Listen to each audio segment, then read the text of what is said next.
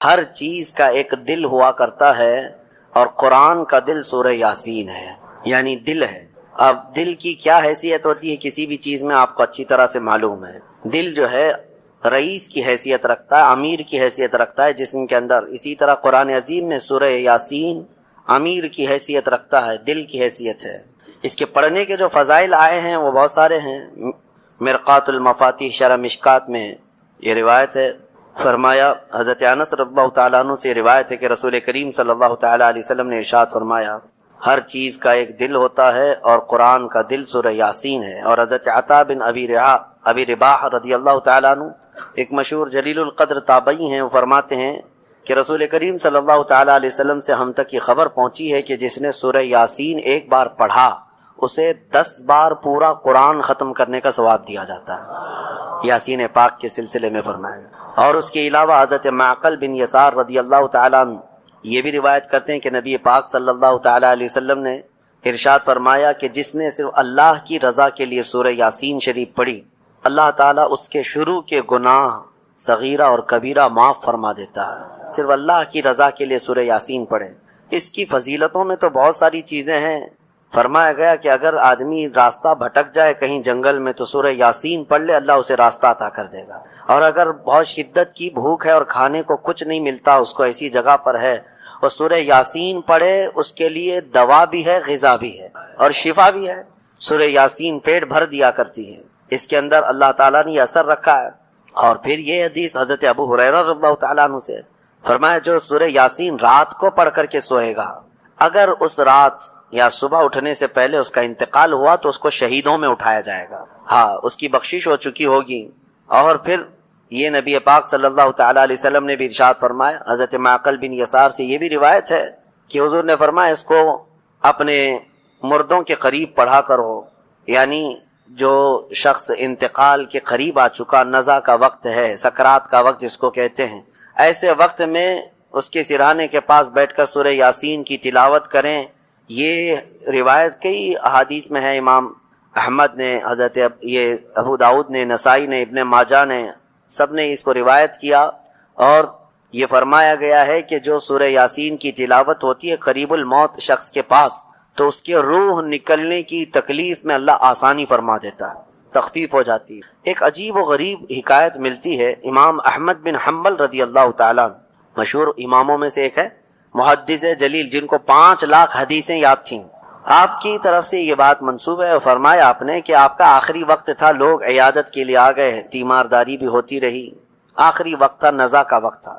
اور ایک بات میں آپ کو بتا دوں، جو نزع میں جاتا ہے پھر وہ واپس نہیں پلٹتا، لیکن اللہ تعالیٰ جسے چاہے موت کے منہ سے بھی نکالے اور قبر سے بھی زندہ کرے۔ امام احمد بن حنبل کے متعلق ہے کہ وہ نزع کے حالت میں جا کر قریب الموت تھے، اس کے بعد پھر وہ صحیح بھی ہو گئے، پھر آ گئے، کیونکہ انہیں کچھ بتانا تھا۔ کہا کہ میری روح نکلنے کے قریب تھی، نزع کا وقت تھا، شدت کا درد تھا، ایسا درد کہ مکھی بیٹھے تو لگتا پہاڑ بیٹھا ہوا ہے، ایسی تکلیف۔ فرماتے ہیں اسی اثنا میرے پاس ابلیس آیا اور پانی لے کر کے آیا، مجھے ایک بوند پانی بھی ایک ندی کے برابر لگتا، اور وہ کہتا احمد بن حنبل میری طرف دیکھو، میں میٹھا پانی لایا ہوں، زندگی بھر تم جس کی عبادت کرتے تھے اس نے تو تم کو تکلیف میں چھوڑ دیا، لیکن میں تمہیں تکلیف میں نہیں چھوڑوں گا، تم نے مجھے پہچانا ہی نہیں، میں اصل بندوں کی دیکھ بھال کرتا ہوں۔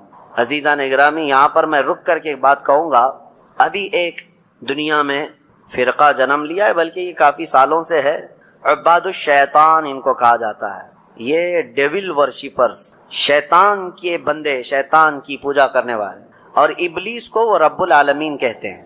وہ کہتے ہیں اصل جو چیز ہے وہ ابلیس ہی ہے، تم لوگ سب جو ہے جس کو خدا کہہ رہے وہ خدا ہے نہیں، شیطان جو ہے وہ اصل خدا ہے۔ الومناتی کا پورا نظام اسی پر جمع ہوا ہے، اگرچہ اس کو سیکریٹ اور خفیہ کہتے ہیں، کوئی چیز سیکریٹ اور خفیہ نہیں، اوپنلی بہت ساری چیزیں ان کی ہوتی ہیں، لیکن وہ ہر ایک کے دماغ میں یہ ڈالنا چاہتے ہیں کہ اصل خدا یہ ابلیس ہے، شیطان ہے، تم نے نام اس کا شیطان رکھا ہے، اصل میں وہ رب العالمین ہے، نعوذ باللہ۔ اگر ان لوگوں سے پوچھیں جو الومناتی کا عقیدہ رکھتے ہیں یا ان کی ہاں میں ہاں بھرتے ہیں یا پھر ان کے آگے پیچھے بھاگتے ہیں دولت کو دیکھ کر کے، وہ کہتے ہیں ہم کو دنیا میں جو چاہیے وہ سب ہمیں ابلیس دے دیتا ہے، تو خدا تو یہی ہے، وہ ہمارے ساتھ ساتھ ہے، ہر گھڑی ہے۔ دیکھو تمہاری حدیثوں میں لکھا ہوا ہے کہ تمہارے خون کے ساتھ دوڑتا ہے شیطان، تو خدا تو وہی ہے جو اپنے ہر بندے کے ساتھ ہوتا ہے۔ بڑے عجیب و غریب دلائل ان کے پاس ہے شیطان کے متعلق۔ اللہ تبارک و تعالی حفاظت فرمائے۔ میں آتا ہوں، ہم نے سورہ یاسین میں بھی آج تلاوت کیا ہے کہ اللہ تعالیٰ نے قیامت کے دن یوں فرمائے گا اللہ وَامْتَازُوا الْيَوْمَ أَيُّهَا الْمُجْرِمُونَ، اے فرشتوں آج مجرموں کو الگ کر دو، ان کی پہچان الگ بنا دو۔ أَلَمْ أَعْهَدْ إِلَيْكُمْ يَا بَنِي آدَمَ أَلَّا تَعْبُدُوا الشَّيْطَانَ، اے آدم کی اولاد کیا میں نے تم سے عہد نہیں لیا تھا کہ تم شیطان کی عبادت نہیں کرو گے؟ وَأَنِ اعْبُدُونِي، اور میری عبادت کرو گے۔ هَذَا صِرَاطٌ مُسْتَقِيمٌ، یہ سیدھا راستہ ہے۔ وَلَقَدْ أَضَلَّ مِنْكُمْ جِبِلًّا كَثِيرًا، اس نے تم کو گمراہ کر دیا غلط عادتیں ڈال کر کے۔ أَفَلَمْ تَكُونُوا تَعْقِلُونَ، کیا تمہیں عقل نہیں ہے؟ یہ قیامت کے دن شیطان کے پجاریوں سے کہا جائے گا۔ اب پھر رب تعالیٰ فرماتا ہے هَذِهِ جَهَنَّمُ الَّتِي كُنْتُمْ تُوعَدُونَ اصْلَوْهَا، یہ وہی دوزخ ہے جس کا تم سے وعدہ کیا گیا تھا، ڈالو ان کو اس میں۔ پھر اللہ تعالیٰ فرماتا ہے الْيَوْمَ نَخْتِمُ عَلَىٰ أَفْوَاهِهِمْ، آج ہم تمہارے منہ پر مہر لگا دیں گے، مہر لگا دی جائے گی۔ تُكَلِّمُنَا أَيْدِيهِمْ وَتَشْهَدُ أَرْجُلُهُمْ بِمَا كَانُوا يَكْسِبُونَ، تمہارے ہاتھ ہم سے بات کریں گے، تمہارے پیر گواہی دیں گے تم کیا کیا کرتے تھے۔ قیامت کا منظر ہے سورہ یاسین میں۔ میں جو بات عرض کر رہا تھا وہ ادھوری نہ رہ جائے۔ امام احمد بن حنبل کی موت کا وقت تھا، وہ کہتے ہیں شیطان آ گیا، ابلیس کہنے لگا میری طرف دیکھو، میں تمہارا اصل رب ہوں، میں تمہیں تکلیف میں نہیں چھوڑ سکتا، فلاں فلاں فلاں۔ کہتے میں عجیب کشمکش میں تھا کہ اس کے ہاتھ سے پانی لے لوں، مجھے مصیبت میں اس حالت میں یہ مدد کے لیے آئے، کیا کروں کیا کروں۔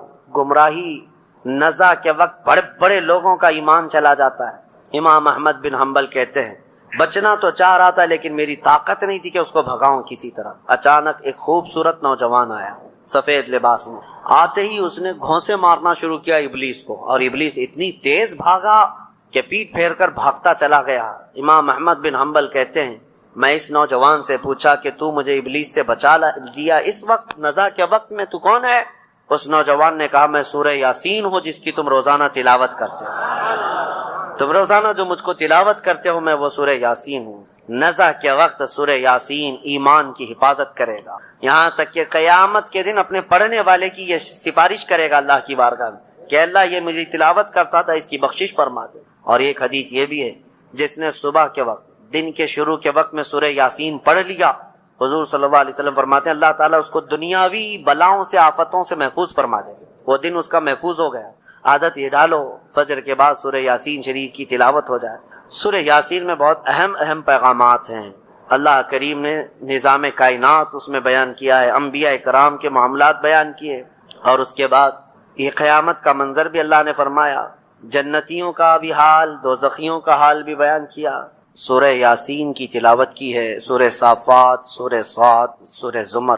اس میں سورہ یاسین کے متعلق تقریباً مومنین جانتے ہیں کہ آج ہم نے وہ سورہ تلاوت کی کہ اللہ کے رسول صلی اللہ علیہ وسلم ارشاد فرماتے ہیں لِكُلِّ شَيْءٍ قَلْبٌ وَقَلْبُ الْقُرْآنِ یاسین، ہر چیز کا ایک دل ہوا کرتا ہے اور قرآن کا دل سورہ یاسین ہے، یعنی دل ہے۔ اب دل کی کیا حیثیت ہوتی ہے کسی بھی چیز میں آپ کو اچھی طرح سے معلوم ہے۔ دل جو ہے رئیس کی حیثیت رکھتا ہے، امیر کی حیثیت رکھتا ہے جسم کے اندر، اسی طرح قرآن عظیم میں سورہ یاسین امیر کی حیثیت رکھتا ہے، دل کی حیثیت ہے۔ اس کے پڑھنے کے جو فضائل آئے ہیں وہ بہت سارے ہیں۔ مرقات المفاتیح شرح مشکات میں یہ روایت ہے، فرمایا حضرت انس رضی اللہ تعالیٰ عنہ سے روایت ہے کہ رسول کریم صلی اللہ تعالیٰ علیہ وسلم نے ارشاد فرمایا ہر چیز کا ایک دل ہوتا ہے اور قرآن کا دل سورہ یاسین ہے۔ اور حضرت عطا بن ابی رباح رضی اللہ تعالیٰ عنہ ایک مشہور جلیل القدر تابعی ہیں، وہ فرماتے ہیں کہ رسول کریم صلی اللہ تعالیٰ علیہ وسلم سے ہم تک یہ خبر پہنچی ہے کہ جس نے سورہ یاسین ایک بار پڑھا اسے 10 بار پورا قرآن ختم کرنے کا ثواب دیا جاتا ہے، یاسین پاک کے سلسلے میں فرمایا۔ اور اس کے علاوہ حضرت معقل بن یسار رضی اللہ تعالیٰ عنہ یہ بھی روایت کرتے ہیں کہ نبی پاک صلی اللہ تعالیٰ علیہ وسلم نے ارشاد فرمایا کہ جس نے صرف اللہ کی رضا کے لیے سورہ یاسین شریف پڑھی اللہ تعالیٰ اس کے شروع کے گناہ صغیرہ اور کبیرہ معاف فرما دیتا ہے۔ صرف اللہ کی رضا کے لیے سورہ یاسین پڑھیں۔ اس کی فضیلتوں میں تو بہت ساری چیزیں ہیں، فرمایا گیا کہ اگر آدمی راستہ بھٹک جائے کہیں جنگل میں تو سورہ یاسین پڑھ لے، اللہ اسے راستہ عطا کر دے۔ اور اگر بہت شدت کی بھوک ہے اور کھانے کو کچھ نہیں ملتا، اس کو ایسی جگہ پر ہے وہ سورہ یاسین پڑھے، اس کے لیے دوا بھی ہے، غذا بھی ہے اور شفا بھی ہے۔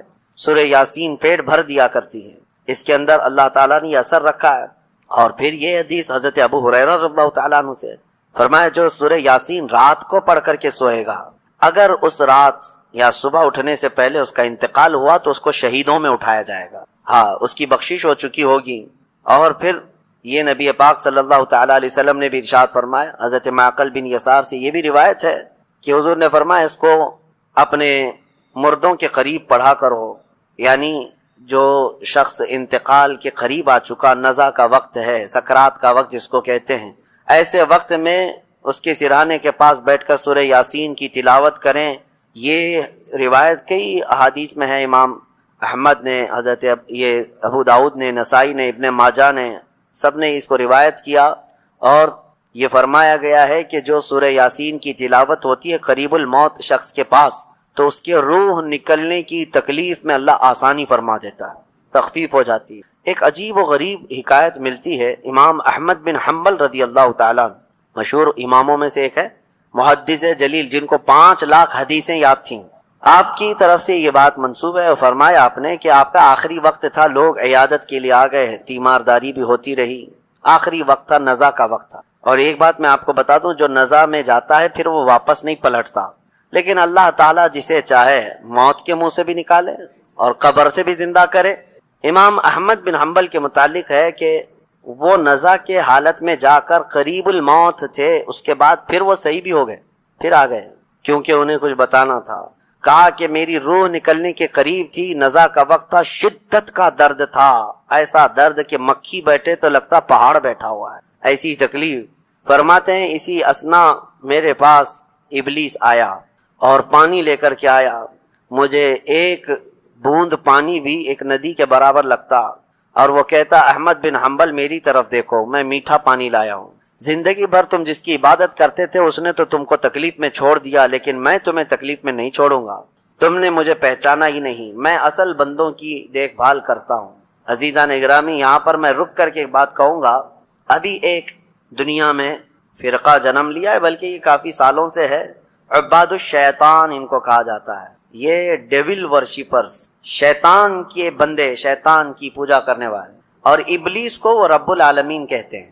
وہ کہتے ہیں اصل جو چیز ہے وہ ابلیس ہی ہے، تم لوگ سب جو ہے جس کو خدا کہہ رہے وہ خدا ہے نہیں، شیطان جو ہے وہ اصل خدا ہے۔ الومناتی کا پورا نظام اسی پر جمع ہوا ہے، اگرچہ اس کو سیکریٹ اور خفیہ کہتے ہیں، کوئی چیز سیکریٹ اور خفیہ نہیں، اوپنلی بہت ساری چیزیں ان کی ہوتی ہیں، لیکن وہ ہر ایک کے دماغ میں یہ ڈالنا چاہتے ہیں کہ اصل خدا یہ ابلیس ہے، شیطان ہے، تم نے نام اس کا شیطان رکھا ہے، اصل میں وہ رب العالمین ہے، نعوذ باللہ۔ اگر ان لوگوں سے پوچھیں جو الومناتی کا عقیدہ رکھتے ہیں یا ان کی ہاں میں ہاں بھرتے ہیں یا پھر ان کے آگے پیچھے بھاگتے ہیں دولت کو دیکھ کر کے، وہ کہتے ہیں ہم کو دنیا میں جو چاہیے وہ سب ہمیں ابلیس دے دیتا ہے، تو خدا تو یہی ہے، وہ ہمارے ساتھ ساتھ ہے، ہر گھڑی ہے، دیکھو تمہاری حدیثوں میں لکھا ہوا ہے کہ تمہارے خون کے ساتھ دوڑتا ہے شیطان، تو خدا تو وہی ہے جو اپنے ہر بندے کے ساتھ ہوتا ہے۔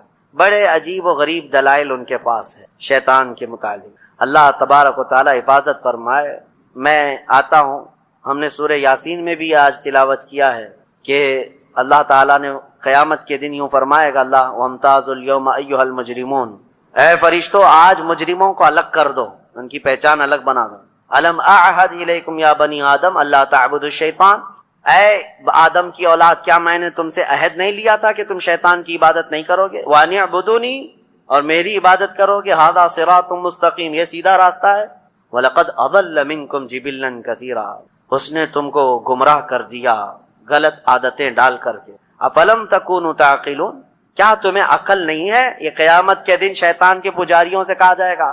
اب پھر رب تعالیٰ فرماتا ہے ہذہ جہنم التی کنتم توعدون اصلوہا، یہ وہی دوزخ ہے جس کا تم سے وعدہ کیا گیا تھا، ڈالو ان کو اس میں۔ پھر اللہ تعالیٰ فرماتا ہے الیوم نختم علی افواہہم، آج ہم تمہارے منہ پر مہر لگا دیں، مہر لگا دی جائے، تکلمنا ایدیہم وتشہد ارجلہم بما کانوا یکسبون، تمہارے ہاتھ ہم سے بات کریں گے، تمہارے پیر گواہی دیں گے تم کیا کیا کرتے۔ قیامت کا منظر ہے سورہ یاسین میں۔ میں جو بات عرض کر رہا تھا وہ ادھوری نہ رہ جائے۔ امام احمد بن حنبل کی موت کا وقت تھا، وہ کہتے ہیں شیطان آ گیا، ابلیس کہنے لگا میری طرف دیکھو، میں تمہارا اصل رب ہوں، میں تمہیں تکلیف میں نہیں چھوڑ سکتا، فلاں فلاں فلاں۔ کہتے ہیں میں عجیب کشمکش میں تھا کہ اس کے ہاتھ سے پانی لے لوں، مجھے مصیبت میں اس حالت میں یہ مدد کے لیے آئے، کیا کروں کیا کروں۔ گمراہی نزع کے وقت بڑے بڑے لوگوں کا ایمان چلا جاتا ہے۔ امام احمد بن حنبل کہتے ہیں بچنا تو چاہ رہا تھا لیکن میری طاقت نہیں تھی کہ اس کو بھگاؤں کسی طرح۔ اچانک ایک خوبصورت نوجوان آیا سفید لباس میں، آتے ہی اس نے گھونسے مارنا شروع کیا ابلیس کو، اور ابلیس اتنی تیز بھاگا کہ پیٹ پھیر کر بھاگتا چلا گیا۔ امام احمد بن حنبل کہتے ہیں میں اس نوجوان سے پوچھا کہ تو مجھے ابلیس سے بچا دیا اس وقت نزع کے وقت میں، تو کون ہے؟ اس نوجوان نے کہا میں سورہ یاسین ہوں جس کی تم روزانہ تلاوت کرتے ہو، تم روزانہ جو مجھ کو تلاوت کرتے ہو میں وہ سورہ یاسین ہوں۔ نزع کے وقت سورہ یاسین ایمان کی حفاظت کرے گا، یہاں تک کہ قیامت کے دن اپنے پڑھنے والے کی یہ سفارش کرے گا اللہ کی بارگاہ میں کہ اللہ یہ میری تلاوت کرتا تھا، اس کی بخشش فرما دے۔ اور ایک حدیث یہ بھی ہے جس نے صبح کے وقت دن کے شروع کے وقت میں سورہ یاسین پڑھ لیا، حضور صلی اللہ علیہ وسلم فرماتے ہیں اللہ تعالیٰ اس کو دنیاوی بلاؤں سے آفتوں سے محفوظ فرما دے، وہ دن اس کا محفوظ ہو گیا۔ عادت یہ ڈالو فجر کے بعد سورہ یاسین شریف کی تلاوت ہو جائے۔ سورہ یاسین میں بہت اہم پیغامات ہیں، اللہ کریم نے نظام کائنات اس میں بیان کیا ہے، انبیاء کرام کے معاملات بیان کیے، اور اس کے بعد یہ قیامت کا منظر بھی اللہ نے فرمایا، جنتیوں کا بھی حال، دوزخیوں کا حال بھی بیان کیا۔ اولئک اصحاب الجنتی، یعنی جنت والے جو ہیں ان کانت الا صیحۃ واحدۃ فاذا هم خامدون، یہاں سے اللہ تبارک و تعالی نے ان لوگوں کا بھی ذکر فرمایا جن کے پاس رسول آئے اور انہوں نے جھٹلا دیا۔ یا حسرۃ علی العباد ما یاتیہم من رسول الا کانوا بہ یستہزئون، یہ بندوں پر بڑا افسوس ہے کہ جب کبھی ان کے پاس کوئی رسول آتا تو مذاق اڑاتے تھے۔ اور اللہ تعالیٰ فرماتا ہے وَكَمْ أَهْلَكْنَا قَبْلَهُمْ مِنَ الْقُرُونِ، حضرت سارہ اور حضرت ہاجرہ میں دونوں تو حضرت ابراہیم علیہ السلام کی بیویاں تھیں، لیکن جب حضرت ہاجرہ کو بیٹا ہو گیا اور حضرت سارہ کو نہیں ہوا، انسانی فطرت کا تقاضا ہے کچھ نہ کچھ باتیں دل میں آ جاتی، تو اللہ کا حکم ہوا اے ابراہیم تم اپنی بیوی ہاجرہ اور اپنے بیٹے اسماعیل کو لے اور مکہ مکرمہ چلے جاؤ۔ مکہ میں کوئی آبادی نہیں تھی، یہ حضرت ابراہیم علیہ السلام فلسطین میں رہتے تھے، اس وقت مصر تھا۔ جب مکہ مکرمہ میں آئے، خانہ کعبہ کے قریب حضرت ہاجرہ حضرت اسماعیل کو چھوڑ دیا، کچھ زیادہ راہ جو ساتھ میں تھا وہ کھانا توشہ دے دیا اور کہا مجھے اللہ کا حکم ہے میں جا رہا ہوں۔ واپس چلے گئے اپنی بیوی اور چھوٹے 6 مہینے کے بچے کو۔ یہی تو یادگاریں ہیں حضرت ہاجرہ کے پاس، جب کھانا پانی سب ختم ہوا تو وہ اپنے بیٹے کی پیاس کے لیے پانی ڈھونڈنے نکلی، پھر صفا مروہ پہاڑیوں پر دوڑتی رہیں 7 چکر، پھر اسماعیل علیہ السلام کے قدموں کے نیچے سے زمزم پانی کا یہ چشمہ نکلا۔ اور یہ جو تاریخ ہے، اس کے بعد پھر حضرت ابراہیم علیہ السلام لوٹ آئے جب اسماعیل علیہ السلام جوان ہو چکے تھے۔ اب اللہ تعالیٰ نے حکم فرمایا اے ابراہیم تم اپنے بیٹے کی قربانی دے دو۔ ایک تو 100 سال کے بعد بیٹا دیا گیا ہے، لیکن اللہ تعالیٰ فرماتا ہے کہ تم اس کو اللہ کی راہ میں قربان کر دو۔ نبی کا خواب سچا خواب ہوتا ہے، عام لوگوں کی طرح نہیں۔ اسماعیل علیہ السلام کو انہوں نے بلایا، وہ پورا واقعہ اللہ نے اس میں ذکر فرمایا۔ ارشاد فرماتے ہیں انی ارا فی المنام انی اذبحک، بیٹا میں نے خواب میں دیکھا ہے کہ میں تجھے ذبح کر رہا ہوں، اللہ کے نام پر قربان کرنا ہے۔ فانظر ماذا ترى، بتا کیا کرنا چاہیے۔ مشورہ ہے باپ کس سے؟ بیٹے سے۔ قال یا ابت افعل ما تؤمر ستجدنی انشاء اللہ من الصابرین۔ اسماعیل علیہ السلام چھوٹے ہیں اور عرض کرتے ہیں ابا جان آپ کو جس چیز کا حکم دیا گیا ہے وہ کر گزریے، انشاءاللہ آپ مجھے صبر کرنے والا پائیں گے۔ بیٹا یہ نہیں ہے کہ بھاگ جائے کہ باپ میرا چھری لے کے بیٹھا ہے، اللہ کے نبی۔ اور اس کے بعد لے کر کے چلے حضرت ابراہیم علیہ السلام۔ پہلے تو یہ روایت میں ہے کہ انہوں نے 100 اونٹ ذبح کیے اس خواب کے لیے، دوسرے دن بھی 100 اونٹ ذبح کیے، پھر یہی حکم آیا تو تیسرے دن اسماعیل علیہ السلام کو لے کر کے آئے مینا کی وادیوں کے پاس، اور وہاں جب پہنچنے لگے حضرت ہاجرہ بھی تھیں پیچھے پیچھے۔ ابلیس آیا، شیطان آیا، ابراہیم علیہ السلام سے کہنے لگا اتنے سالوں بعد تو بیٹا ہوا اور تم ذبح کرنے لے جا رہے ہو، تمہیں ہو سکتا ہے وہم ہو، چھوڑ دو اس کو، پھر تمہیں بچہ نہیں ہو سکتا۔ تب حضرت ابراہیم علیہ السلام نے زمین سے 7 کنکریاں اٹھائی اور اس کو دے مارا اور کہا یہ اللہ کا حکم ہے، اللہ کا حکم ہے، اور میرے رب تبارک تعالیٰ کے حکم کے آگے میں کسی کے لیے کوئی رعایت نہیں رکھتا۔ وہ حضرت ہاجرہ کو بہکایا کہ تمہارے بیٹے کو تمہارے شوہر ذبح کرنے لے جا رہے ہیں۔ حضرت ہاجرہ نے کہا مجھے معلوم ہے وہ اللہ کے حکم سے کر رہے ہیں، اور اگر اللہ کا حکم ہے تو ایسے 100 بیٹے اسماعیل بھی ملے میں سب قربان کروں گی۔ ماں بھی تھی، انہوں نے بھی کنکریاں ماری ابلیس کو۔ آخری حضرت اسماعیل علیہ السلام کے پاس آیا، کہا تجھے پتا ہے تیرے باپ کیسے تجھے کاٹیں گے، کیسے ذبح کریں گے؟ حضرت اسماعیل علیہ السلام نے کہا ابلیس، کنکریاں ماری اور کہا میرے باپ عام آدمی نہیں، اللہ کے نبی ہیں، وہ جو کرتے ہیں وہ اپنی مرضی سے نہیں اللہ کے حکم سے کرتے ہیں۔ سب جگہ سے مایوس گیا ابلیس لعین۔ آج بھی وہاں 3 پتھروں کو جو حاجی کنکریاں مارتے ہیں وہ انہی بزرگوں کی نشانی ہے، انہی 3 بزرگوں کی نشانی ہے۔ اب جب لٹایا حضرت ابراہیم علیہ السلام نے تو کس طریقے سے اسماعیل علیہ السلام خود عرض کرتے ہیں کہ ابا جان اپنی آنکھوں پر پٹی ڈال لیجیے آپ، کہ مجھے کاٹتے ہوئے دیکھ کر، خون دیکھ کر باپ کی محبت غالب نہ آ جائے اور کہیں آپ اللہ کے حکم کے خلاف نہ ہو جائے، آپ چھری روک لیں، آپ آنکھوں پہ پٹی ڈال لیں اور میرے ہاتھ پیر کو رسی سے باندھ دیں کہ میں تڑپتا نہ دیکھیں آپ۔ ایسے ہی ہوا، حضرت ابراہیم علیہ السلام نے پٹی ڈال لی آنکھ پر اور ان کے ہاتھ پیر باندھ دیے گئے۔ یہ ذبح کرنے کا وقت ہے۔ بھلا کیا رب تبارک و تعالیٰ بھی کسی کے عزیز کو ذبح کرنے کا حکم اس طرح دے گا؟ یہ تو امتحان تھا، امتحان تھا۔ حضرت ابراہیم علیہ السلام گردن پر چھری رکھتے ہیں لیکن وہ چھری چلتی نہیں، بڑی تیز چھری لائی تھی انہوں نے، چھری نہیں چلتی۔ روایات میں ملتا ہے کہ حضرت ابراہیم علیہ السلام نے اس چھری کو پتھر پر یوں مارا تو پتھر 2 ٹکڑے ہو گئے، کٹ کے 2 ٹکڑے ہو گیا، لیکن گلا نرم و نازک اس چھری سے نہیں کٹتا تھا۔ ایک بات یاد رکھو مسلمانوں، ہمیشہ چھری کی تاثیر ہے کاٹنا، آگ کی تاثیر ہے جلانا، لیکن ہمیشہ ایک بات یاد رکھیں، چھری کاٹے گی بھی، آگ جلائے گی بھی اس وقت جب اللہ کی مرضی ہوگی۔ ہمارا عقیدہ یہ ہے، تقدیر، ہاں ان کی تاثیر ہے، یہ کام یہی کریں گے، لیکن اس کے ساتھ ہمارا عقیدہ یہ ہے اگر میرا مولا نہ چاہے تو پھر جتنی تیز چھری ہی کیوں نہ ہو نہ کاٹ سکے گی، جتنی تیز آگ ہی کیوں نہ ہو نہ جلا سکے گی، اور اگر مولا کی مرضی ہے تو پھر یہ چیزیں اپنا اثر دکھائیں گی، باقی ان کا اثر اللہ کی مرضی کے بغیر کچھ نہیں۔ چھری جیسی ہی گردن پر رکھی، اللہ کا حکم ہوا جبرائیل جاؤ جنت سے ایک دمبا لے کر جاؤ۔ میرے ابراہیم کا امتحان ہو گیا اور کامیاب ہوئے، ان کے بیٹے اسماعیل کو ہٹاؤ اور دمبا رکھو۔ جبرائیل امین علیہ السلام سب سے تیز سفر کرتے ہوئے دنیا میں 3 بار آئے ہیں، سب سے تیز۔ ایک اس وقت جب یوسف علیہ السلام کو ان کے بھائیوں نے کنویں میں ڈالا تھا، کنویں میں گرنے سے پہلے جبرائیل امین آ چکے تھے اور حضرت یوسف علیہ السلام کو پکڑ کر بٹھا چکے تھے۔ دوسرے جب ظالموں نے ابراہیم علیہ السلام کو آگ میں ڈالا تھا، ادھر سے وہ آگ میں پھینکے تھے، اس وقت جبرائیل امین اتر رہے تھے اور جبرائیل امین حضرت ابراہیم کی آگ میں جانے سے پہلے ہی ان کی مدد کے لیے آ چکے۔ اور تیسرے یہ جب اسماعیل علیہ السلام کی گردن پر چھری رکھ چکے تھے، کون؟ ابراہیم علیہ السلام، اور چھری ہلانے سے پہلے جبرائیل امین آ کر کے ان کو اٹھا چکے تھے۔ وہ جبرائیل امین کی رفتار ہے جو میرے مصطفیٰ کے قدموں کا بوسہ دیا کرتے ہیں، یہ جبرائیل کی رفتار ہے جو رسول اللہ کے قدموں کا بوسہ دیتے ہیں۔ جو قدمہ ہے رسول کا بوسہ لے کر سدرہ کا مکی اتنا تیز رفتار ہے تو میرے مصطفیٰ کی رفتار کا عالم کیا ہے میرے عزیزو۔ اس کے بعد جب یہ دمبا ذبح ہو گیا، ابراہیم علیہ السلام نے پٹی نکالی، دیکھا بیٹا سلامت ہے، بکرا ذبح ہو گیا ہے۔ قرآن میں اللہ فرماتا ہے وَنَادَيْنَاهُ أَن يَا إِبْرَاهِيمُ قَدْ صَدَّقْتَ الرُّؤْيَا إِنَّا كَذَلِكَ نَجْزِي الْمُحْسِنِينَ۔ ہم نے پکارا اے ابراہیم، تم نے ہمارے حکم کو سچ کر دکھایا اور ہم ایسے ہی اچھا کرنے والوں کو بدلہ دیتے ہیں۔ وَفَدَيْنَاهُ بِذِبْحٍ عَظِيمٍ، پھر ان کو لقب دیا گیا کہ وہ ذبح عظیم ہے۔